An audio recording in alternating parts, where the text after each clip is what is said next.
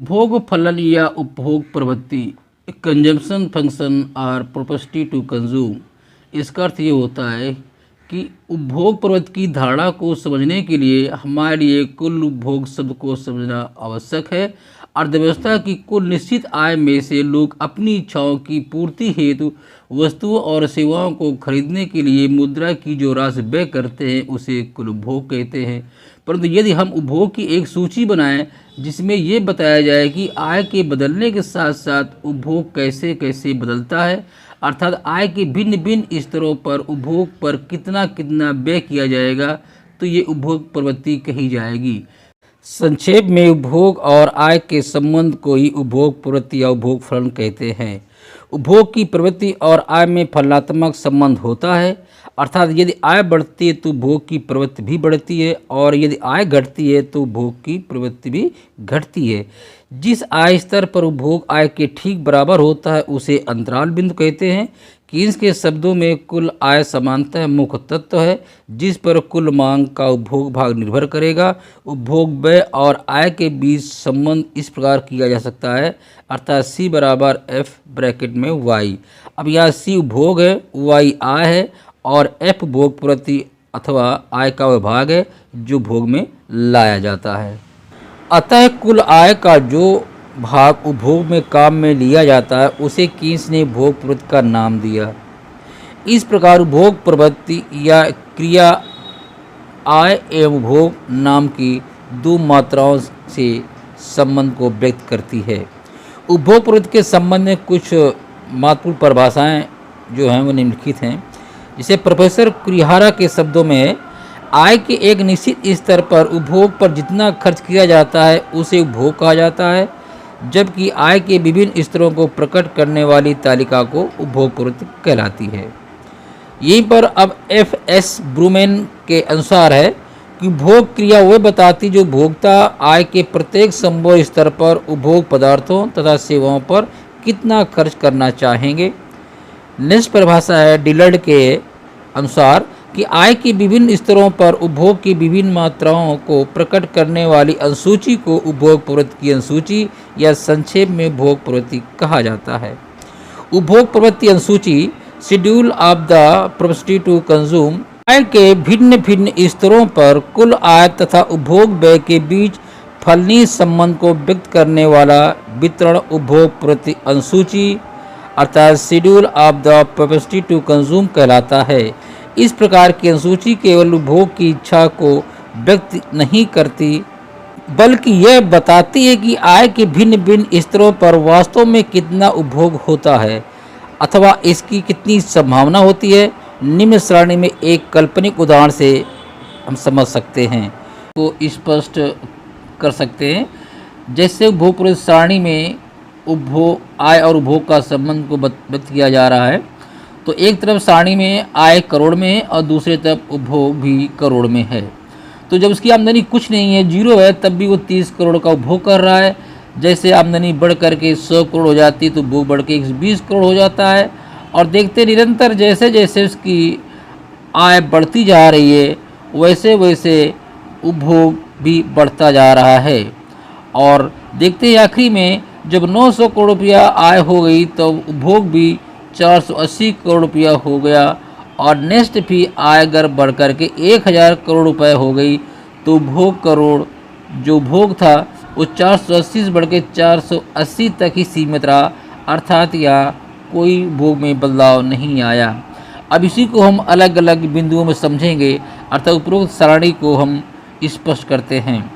यदि आय शून्य है तो उपभोग शून्य नहीं बल्कि 30 करोड़ रुपए है, जबकि आय 100 करोड़ है तो उपभोग 120 करोड़ है। आधारभूत उपभोग स्तर पर जब आय 200 करोड़ है तो भोग भी 200 करोड़ रुपए का है। तीसरा बिंदु देखते हैं। इस स्तर के बाद जैसे जैसे आय वृद्धि होती जाती है उपभोग में भी वृद्धि होती जाती है, परंतु उपभोग में वृद्धि की दर आय में वृद्धि की दर की तुलना में घटती जाती है और एक ऐसा बिंदु आ जाता है जब उपभोग में वृद्धि होनी बंद हो जाती है। अब हम उपभोग प्रति वक्र की बात करते हैं। उपयुक्त सारणी के अंकों को चित्र नंबर 1 पे स्पष्ट किया गया है। इस रेखा चित्र में आय को एक्स अक्ष पर तथा उपभोग को वाई अक्ष पर दिखाया गया है।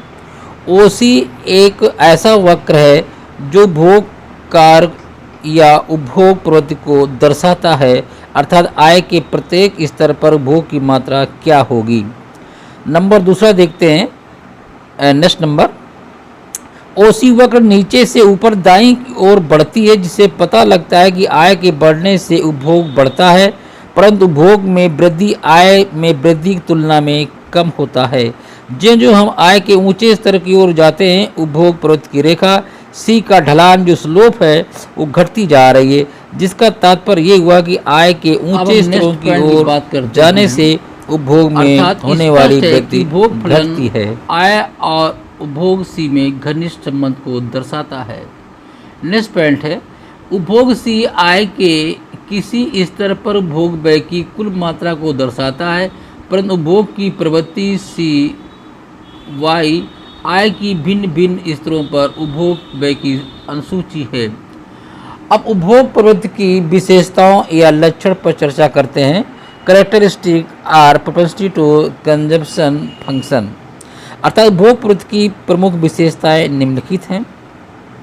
जैसे अल्पकाल में स्थिर, अर्थात उपभोग प्रवृत्ति अल्पकाल में समानतः स्थिर रहती है, क्योंकि अल्पकाल में व्यक्तियों की उपभोग संबंधी आदतों में कोई महत्वपूर्ण परिवर्तन नहीं होता। नेक्स्ट पॉइंट देखते हैं, गरीब वर्ग की उपभोग प्रवृत्ति अमीर वर्ग से अधिक होती है, अर्थात गरीब वर्ग की उपभोग जो प्रवृत्ति अमीर वर्ग से अधिक होती है।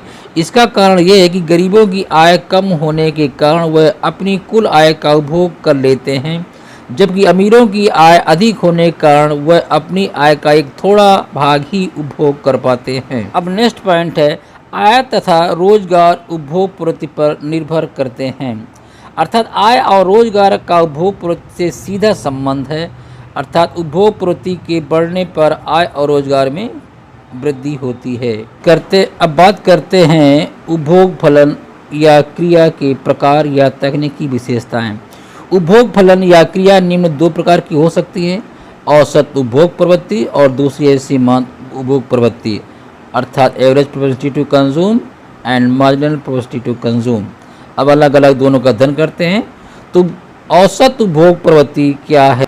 एवरेज प्रोपेंसिटी टू कंज्यूम, आय का वह भाग जो भोग पर खर्च किया जाता है उसे औसत उपभोग प्रवृत्ति कहते हैं। कुल उपभोग का कुल आय के साथ अनुपातिक प्रदर्शित करता है।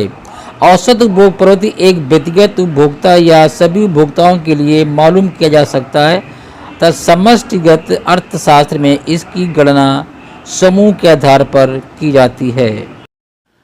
औसत उपभोग प्रवृत्ति अर्थात APC बराबर उपभोग की मात्रा बटे आय की मात्रा, अर्थात APC बराबर C बटे वाई। एक उदाहरण समझते हैं।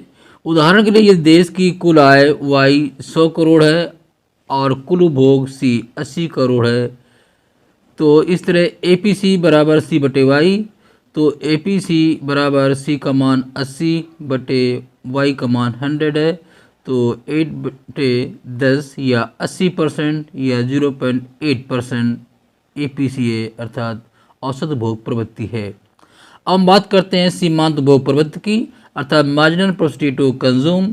आय में थोड़ी सी वृद्धि के फलस्वरूप उपभोग में जो वृद्धि होती है उसे सीमांत उपभोग प्रवृत्ति कहते हैं, अर्थात ये अतिरिक्त आय में से अतिरिक्त उपभोग आय है।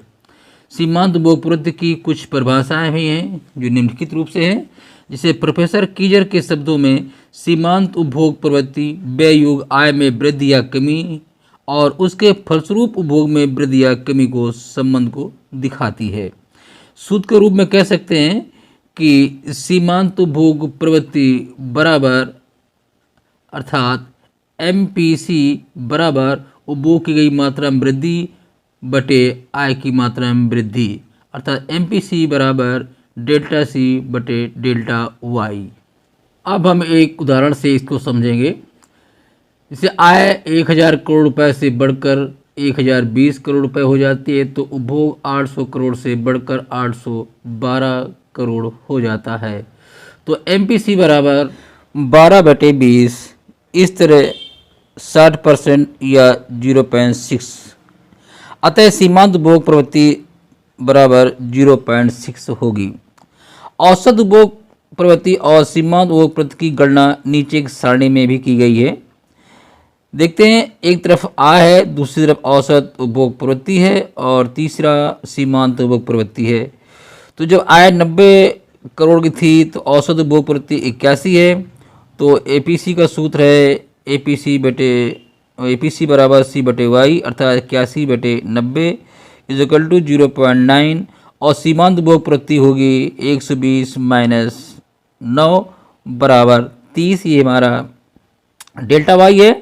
और नेक्स्ट है, आय 120 करोड़ की है तो औसत उपभोग प्रवृत्ति 96 है, तो इसकी प्रवृत्ति होगी 96/120 बराबर 0.8। और डेल्टा सी होगा तो डेल्टा सी 96 माइनस 81, इस तरह से वो 15 आ जाता है। तो MPC बराबर डेल्टा सी बटा डेल्टा वाई, अर्थात 15/30, इससे 0.5 ये आता है सीमांत उपभोग प्रवृत्ति। अब हम बात करते हैं सीमांत उपभोग प्रवृत्ति का महत्व, सिग्निफिकेशन और मार्जिनल पॉजिटिव टू कंज्यूम। सीमांत उपभोग प्रवृत्ति का आर्थिक महत्व यह है कि सीमांत उपभोग प्रवृत्ति जितनी ही अधिक होगी, प्रभावपूर्ण मांग उतनी ही अधिक होगी और इसलिए उतना ही अधिक उत्पादन, आय और रोजगार भी बढ़ेगा। अतः विकसित अर्थव्यवस्था में सीमांत उपभोग प्रवृत्ति की ही आय, रोजगार, आर्थिक विकास के अस्तित्व का रहस्य है, जो ही मूल मंत्र है। क्योंकि विकसित देशों में औसत उपभोग 100% नहीं होता, इसलिए कुल आय और उसके उपभोग की मात्रा में कुछ न कुछ अंतर अवश्य पाया जाता है और जिन्हें पूरा करने के लिए विनियोग की आवश्यकता पड़ती है।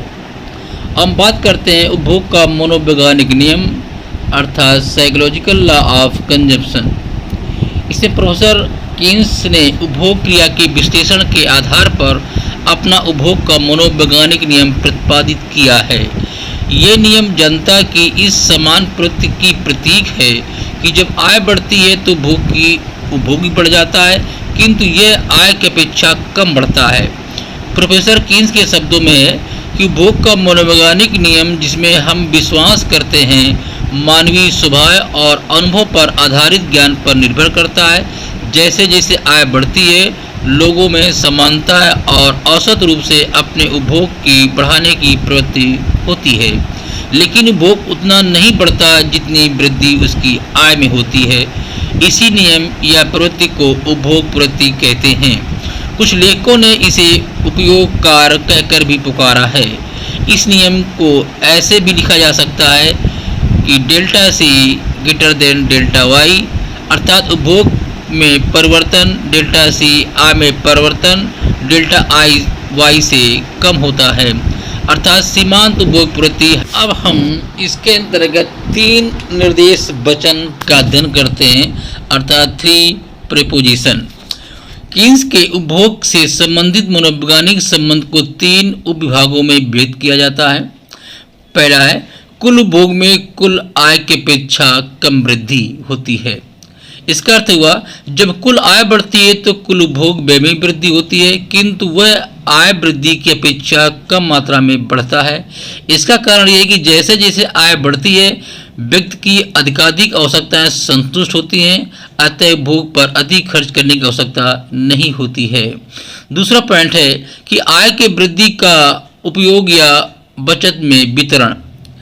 जब आय बढ़ती है तो इस वृद्धि को एक अनुपात में व्यय और बचत के बीच विभाजित कर दिया जाता है, अर्थात जब व्यय की वृद्धि आय की वृद्धि के बराबर नहीं होती है तो अतिरिक्त आय को अवश्य बचा लिया जाता है। यही कारण है कि उपभोग और बचत साथ साथ चलते हैं। नेक्स्ट पॉइंट है कि आय वृद्धि से उपभोग व बचत में वृद्धि। ज्यों ही आय में वृद्धि होती है, उपभोग और बचत दोनों ही बढ़ जाते हैं। आय बढ़ने पर एक समान व्यक्ति निश्चय ही उपभोग पर अधिक व्यय करता है, क्योंकि आय में वृद्धि होने पर वह जीवन के सुख और सुविधाओं का अधिक उपभोग करना चाहता है।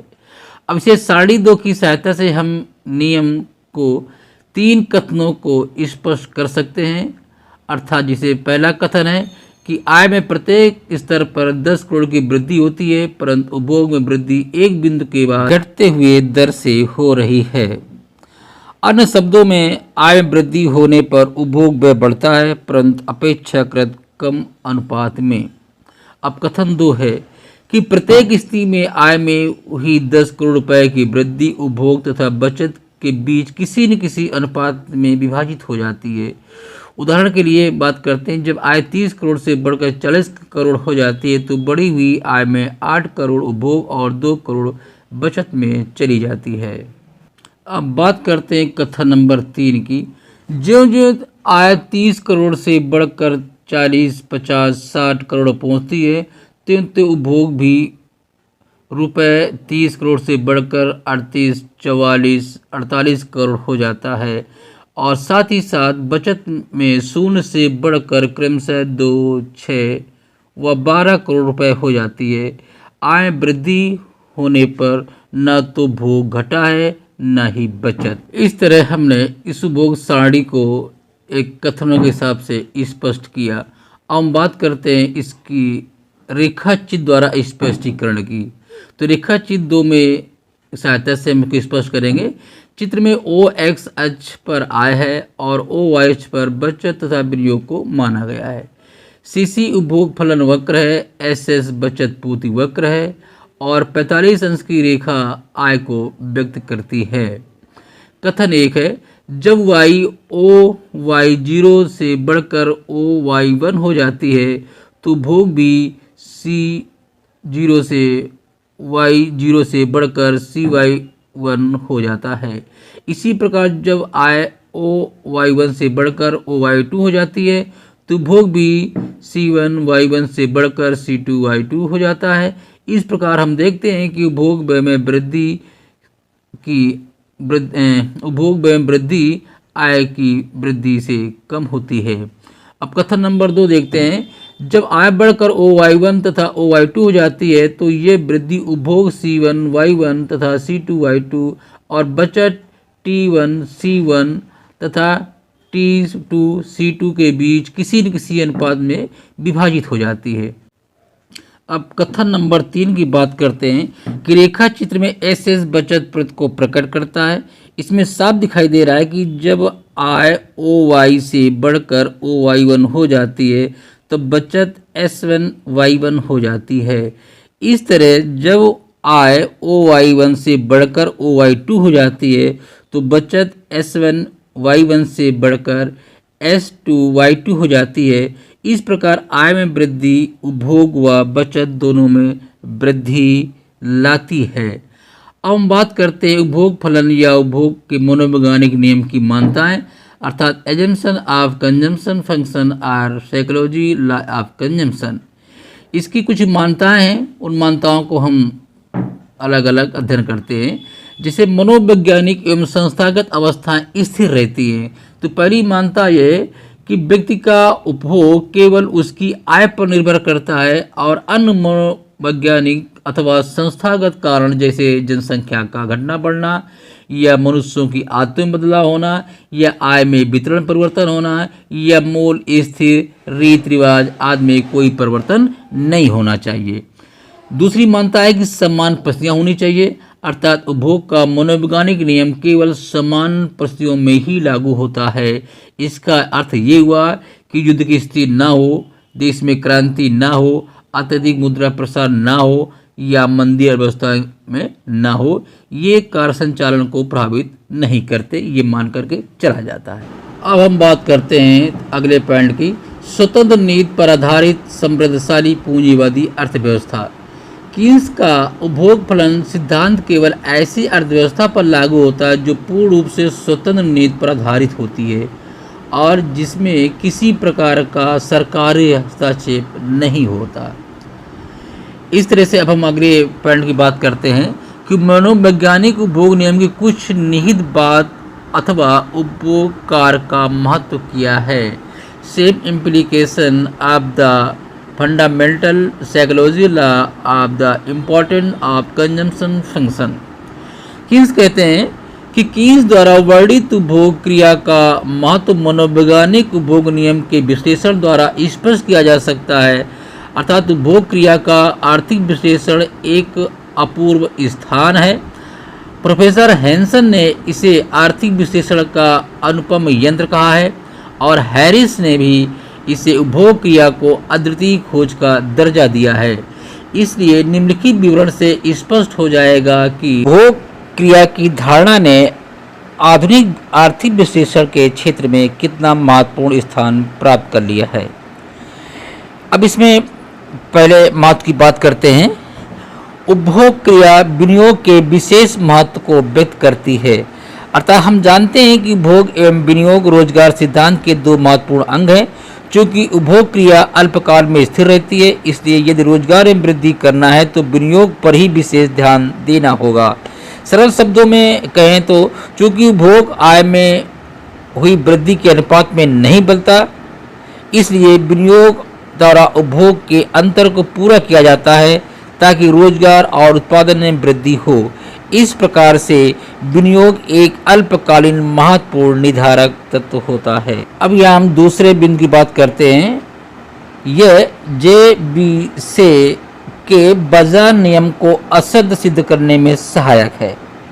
जैसे जे.बी.से का कहना था, ये क्लासिकल इकोनॉमिस्ट थे, इनका सिद्धांत था पूर्ति स्वयं अपनी मांग को उत्पन्न कर लेती है, जिससे अर्थव्यवस्था में अति उत्पादन एवं बेरोजगारी की संभावना नहीं रहती है।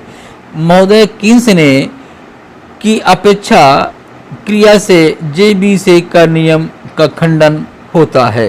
प्रोफेसर कीन्स के अनुसार सीमांत उपभोग प्रति इकाई से कम होने के कारण सभी अर्जित आय स्वतः व्यय नहीं होती है, इसलिए परिणाम स्वरूप बेरोजगारी एवं अति उत्पादन की दशा का निर्माण होता है। अगले पॉइंट की बात करते हैं तो यह धनी समाज में पूंजी प्रवृत्ति की व्याख्या कर सकने में सहायक होता है। जैसे यह पूंजी की सीमांत उत्पादकता की गिरने की प्रवृत्ति की व्याख्या करने में सहायक होता है। जब उपभोग में वृद्धि आय में वृद्धि की तुलना में धीमी गति से होती है तो कुल मांग में कमी होती है, जिसके कारण बाजार में वस्तुओं का अस्तित्व होता है। अतः ये कह सकते हैं कि उत्पादन घटने लगते हैं, जिसके कारण से भविष्य में पूंजीगत वस्तुओं की मांग कम हो जाती है और पूंजी की सीमांत उत्पादकता घटने लगती है। अब हम तीसरे बिंदु की बात करते हैं कि व्यापारिक चक्रों के आर्थिक विश्लेषण की व्याख्या करने में भी सहायक है। कीन्स द्वारा प्रतिपादित उपभोग प्रवृत्ति सिद्धांत की ही व्यापार चक्र के उच्च एवं निम्न मोड़ बिंदुओं की उचित व्याख्या करने में सफल हुआ है। महोदय कीन्स के अनुसार विश्लेषण के अनुसार सीमांत उपभोग प्रवृत्ति का इकाई से कम होना ही उच्च मोड़ अथवा तेजी से मंदी की ओर का कारण बनता है। तेजी ही वृद्धि के साथ साथ आय में वृद्धि होने लगती है, परंतु व्यक्ति अपनी बढ़ी हुई आय में से समस्त आय का उपभोग पर व्यय नहीं कर पाता है अथवा अधिक बचत करने लगता है। तो बचत की यह प्रवृत्ति ही बढ़ी हुई तेजी के आधार को खोखला कर देती है और अंत में मंदी का कारण बनती है। अब हम अगले बिंदु की बात करते हैं, आय जनन की धीमी गति की व्याख्या अर्थात इनकम जनरेशन ऑफ स्लो। सीमांत उपभोग प्रवृत्ति इकाई से कम होने के कारण लोग समस्त आय वृद्धि को उपभोग पर व्यय नहीं करते हैं, जिसके परिणाम स्वरूप नवनिर्मित आय की धारा की गति धीमी हो जाती है। नेक्स्ट पॉइंट है न्यून रोजगार संतुलन की व्याख्या। कीन्स के अनुसार प्रभावपूर्ण मांग में स्तर पर अर्थव्यवस्था में संतुलन स्थापित होता है, परंतु जरूरी नहीं है कि यह संतुलन पूर्ण रोजगार संतुलन ही हो, क्योंकि उपभोक्ता आय में हुई संपूर्ण वृद्धि को भोग पर व्यय नहीं करते। नेक्स्ट पॉइंट है समान अति उत्पादन अथवा समान बेरोजगारी की संभावना। इस नियम के अनुसार कुल आय के बढ़ने पर उपभोग व्यय उतना नहीं बढ़ता जितना आय में वृद्धि होती है। इसका अर्थ यह है कि कुछ वस्तुएं ऐसी होती हैं जिनका कोई क्रेता नहीं होता है। सीमांत उपभोग प्रवृत्ति का इकाई से कम होना भी स्पष्ट करता है कि जितना उत्पादन होता है वह सब का सब खरीद नहीं लिया जाता, अर्थात अति उत्पादन और उसके परिणाम स्वरूप समान बेरोजगारी की संभावना रहती है। अब बात करते हैं दीर्घकालीन गतिहीनता की बात। तो कीन्स का उपभोग सिद्धांत दीर्घकालीन स्थिर मंदी को स्पष्ट करता है। उपभोग प्रवृत्ति के स्थिर होने के कारण विनियोग के अवसर सीमित होते हैं और बचत बढ़ती जाती है। फलतः एक विकसित अर्थव्यवस्था में एक ऐसा समय आ जाता है जब वह अर्थव्यवस्था अपनी अति वस्तुओं को विनियोग करने में असमर्थ हो जाती है। इस अवस्था को ही दीर्घकालीन गतिहीनता या मंदी कहते हैं। नेक्स्ट पॉइंट है विनियोग प्रोत्साहन। इसमें हम जानते हैं कि अर्ध विकसित देशों में सीमांत उपभोग प्रवृत्ति अधिक होती है, इसलिए इन देशों में विनियोग के अवसर भी अधिक होते हैं और इस कारण विनियोग को प्रोत्साहन मिलता है। अब नेक्स्ट पॉइंट है कि सरकारी हस्तक्षेप की आवश्यकता। इस पॉइंट के अंतर्गत है कि चूंकि संपूर्ण आय अपने आप में व्यय नहीं हो जाती, अतः आय तथा व्यय के बीच एक अंतर सा पड़ जाता है। ये अंतर अपने आप बाजारी वस्तुओं द्वारा नहीं भरा जाएगा, अतः ऐसी परिस्थितियों के में प्रबंध या हस्तक्षेप की नीति बेकार हो जाती है और इस तरह राष्ट्रीय अर्थव्यवस्था में सुधार करने के लिए अथवा व्यय के बराबर करने के लिए सरकार को हस्तक्षेप करना ही पड़ेगा। अब नेक्स्ट पॉइंट है आर्थिक नीति के निर्धारक में सहायक। इस बिंदु पर अर्थात कीन्स का यह सिद्धांत पूर्ण रोजगार और आर्थिक स्थिरता के लिए आर्थिक नियम बनाने में काफ़ी सहायक होता है। बेरोजगारी की स्थिति में सरकार को प्रभावपूर्ण मांग में वृद्धि करने के लिए ऐसी नीति अपनानी चाहिए जिससे धनी वर्गों से आय निर्धन वर्ग की ओर आंतरिक हो सके। कारण यह है कि निर्धनों की सीमांत व प्रवृत्ति धनवानों की अपेक्षा अधिक होती है।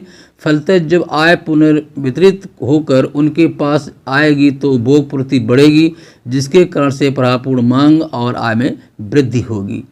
नेक्स्ट पॉइंट है उपभोग क्रिया या उपभोग प्रवृत्ति के निर्धारक तत्व अर्थात फैक्टर डिटरमिनेशन कंजम्पशन फंक्शन। अर्थात उपभोग क्रिया या प्रवृत्ति को निर्धारित करने वाले अनेक तत्व होते हैं। क्योंकि बचत उपभोग की पूरक होती है, इसलिए जिन तत्वों पर उपभोग आधारित होता है वही तत्व बचत को भी प्रभावित करते हैं। उपभोग प्रवृत्ति ऊंची होगी या नीची, ये जिन तत्वों पर निर्धारित किया जाता है उनका हम दो शीर्षक के अंतर्गत अध्ययन कर सकते हैं, जैसा कि आगे सारणी में हम बता रहे हैं। अर्थात उपभोग क्रिया या उपभोग प्रवृत्ति के निर्धारक तत्व। इसमें एक है विषयगत या आंतरिक तत्व और दूसरा है बाह्यगत या बाह्य तत्व। अब विषयगत या आंतरिक तत्व की बात करते हैं तो ये इसको एक एक हम डिटेल में इसका बिंदुवार अध्ययन करते हैं। अब हम विषयगत या आंतरिक तत्व सब्जेक्ट ऑफ फैक्टर के अध्ययन करते हैं। जैसे सर्वप्रथम कुछ प्रेरणाएं होती हैं जो व्यक्तियों को बचत करने के लिए प्रेरित करते हैं। ये मनोवैज्ञानिक तत्व जिनके कारण मनुष्य अधिक बचत करता है वो निम्नलिखित हैं। जिसे सावधानी अर्थात लोग आकस्मिकताओं जैसी बीमारी व दुर्घटना आदि की पूर्ति के लिए अपनी आय का कुछ भाग नियमित रूप से बचाने का प्रयत्न करते हैं। दूसरा पॉइंट है कि विवाह, शिक्षा व अन्य सामाजिक कार्य आदि जिनकी पूर्ति भविष्य में आवश्यक रूप से करनी होती है उनके लिए भी व्यक्ति आय का कुछ अंश बचाता है। नेक्स्ट लाभ है। कुछ व्यक्ति लाभ कमाने के लोभ में भी कम खर्च करके अधिक बचत करते हैं। नेक्स्ट सुधार है। अर्थात कुछ व्यक्ति जीवन स्तर को ऊंचा उठाने के लिए अधिक खर्च करते हैं और अधिक बचाने का प्रयत्न नहीं करते। नेक्स्ट आर्थिक स्वतंत्रता अर्थात कुछ व्यक्ति धनराशि जमा करके आर्थिक देश से स्वतंत्र होना चाहते हैं। आधुनिक युग में जमा राशि अनेक संकटों से मुक्त होने में सहायता करती है। नेक्स्ट है व्यावसायिक उद्देश्य। कुछ व्यक्ति व्यवसाय शुरू करने के लिए या सट्टे के लिए कुछ भी रकम बचाना चाहते हैं। नेक्स्ट पॉइंट है प्रतिष्ठा अर्थात कुछ व्यक्ति वर्तमान सामाजिक गौरव तथा भविष्य में संतान की प्रतिष्ठा के लिए भी कुछ रकम बचाना चाहते हैं। नेक्स्ट पॉइंट है कृपणता अर्थात स्वभावतः कुछ व्यक्ति कंजूस होते हैं और अपनी आय का कम से कम भाग खर्च करके अधिक से अधिक बचाने का प्रयत्न करते हैं। अर्थात ये देखते हैं कि उपरोक्त सभी व्यक्तिगत कारण ऐसे हैं जिनके लिए मनुष्य अपनी आय का एक भाग बचाने का कष्ट करता है। जिन कारणों से व्यक्ति उपभोग की ओर प्रेरित होता है।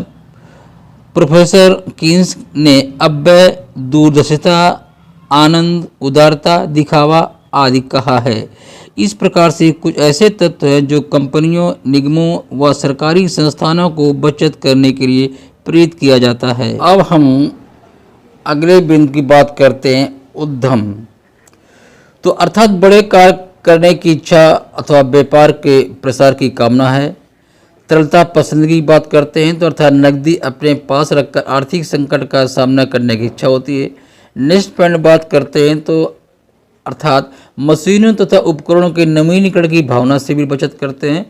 द्वितीय नेक्स्ट पॉइंट है वित्तीय दूरदर्शिता, अर्थात भविष्य की आकस्मिक हानियों की पूर्ति के लिए भी पर्याप्त वित्तीय प्रावधान रखना होता है। इसलिए अल्पकाल में मनोवैज्ञानिक तत्वों में परिवर्तन संभव नहीं है, इसलिए भोग फलन अल्पकाल में प्राय समान या स्थिर अर्थात कांस्टेंट रहता है। स्वयं कीन्स का ये मत है कि मानव प्रकृति की मनोवैज्ञानिक विशेषताएं सामाजिक, व्यवहारिक व संस्थाएं जिन्हें यद्यपि बदला नहीं जा सकता है, ये असाधारण या क्रांतिकारी परिस्थितियों के अतिरिक्त अल्पकाल में कोई विशेष परिवर्तन नहीं ला पाती। अल्पकाल में उपभोग प्रवृत्ति यद्यपि स्थिर रहती है, किंतु ये पूर्ण रूप से कठोर नहीं रहती है। सरकार की राजकोषीय नीति में परिवर्तन, ब्याज की दर में महत्वपूर्ण परिवर्तन और पूंजी के मूल्यों में द्रुतगामी परिवर्तन उपभोग की प्रवृत्ति पर महत्वपूर्ण रूप से प्रभाव डालते हैं। अतः ये घटक अल्पकाल में भी उपभोग कार्य को प्रभावित किए बिना नहीं रह सकते। अब दूसरे पॉइंट की बात करते हैं, वस्तुगत या बाह्य तत्व जो प्रभावित करते हैं, अर्थात ऑब्जेक्टिव फैक्टर क्या है। तो पहला आय है, तो आय को देखते हैं। अर्थात उपभोग प्रवृत्ति विशेष रूप से आय पर निर्भर करती है। जैसे ही आय बढ़ती है वैसे उपभोग बढ़ जाता है, और जब आय घटती है तो उपभोग भी घट जाता है। रेखा चित्र 3 में आय में वृद्धि के कारण उपभोग में वृद्धि और उपभोग प्रवृत्ति में वृद्धि के कारण उपभोग में परिवर्तन दिखाया गया है। चित्र नंबर 3 में आय में वृद्धि के कारण उपभोग में वृद्धि है, जबकि उपभोग प्रवृत्ति में कोई परिवर्तन न हो। चित्र नंबर 4 में भी उपभोग प्रवृत्ति की वृद्धि के कारण उपभोग में वृद्धि, जबकि आय में कोई परिवर्तन नहीं हुआ दिखाया गया है। अब आय का बंटवारा देखिए। समाज में जिस प्रकार धन का वितरण होता है, उपभोग प्रवृत्ति भी उस प्रकार से शासित रहती है। धन के असमान वितरण के कारण धनी वर्ग की बचत क्षमता बढ़ जाती है, जिससे उपभोग प्रवृत्ति को ठेस पहुंचती है। अर्थात धन का जितना ही अधिक समान वितरण होगा, प्रवृत्ति उतनी ही अधिक ऊंची होगी। नेक्स्ट है कीमत एवं मजदूरी स्तर। जबकि या चूंकि कीमत स्तर में वृद्धि के कारण वास्तविक आय घट जाती है, इसलिए उपभोग की प्रवृत्ति भी घट जाती है। इसके विपरीत स्तर में अधिक गिरावट वास्तविक आय को बढ़ाकर उपभोग को प्रवृत्ति को बढ़ाती है। तो इसी प्रकार से मजदूरी स्तर बढ़ने से उपभोग प्रवृत्ति बढ़ती है और मजदूरी स्तर घटने से उपभोग प्रवृत्ति भी घटती है। अब बात करते हैं हम असमान परिस्थिति के बारे में। अर्थात उपभोग में होने वाली घटनाओं के प्रति आशाओं द्वारा उपभोग प्रवृत्ति शासित होती है।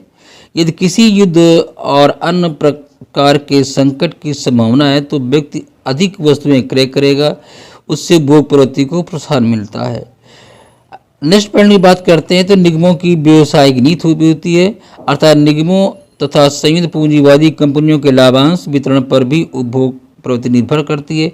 यदि कंपनियां अधिक धन सुरक्षित कोष में रखने का निर्णय करती हैं और उपभोग को कम धन लाभांश के रूप में देती हैं, तो परिणामतः उपभोक्ताओं के पास आय कम होगी और उपभोग भी कम होगा। नेक्स्ट पॉइंट है अप्रत्याशित लाभ एवं हानियां। अर्थात अप्रत्याशित लाभ एवं हानि से भी उपभोग प्रवृत्ति पर प्रभाव पड़ता है। अर्थात जैसे 1929 और 30 के विश्व मंदी के वर्ष देखा गया था कि अमेरिका की अर्थव्यवस्था में आकस्मिक लाभ से लोगों को उपभोग में वृद्धि हुई थी। इस तरह से नेक्स्ट पॉइंट है जनसंख्या की संरचना।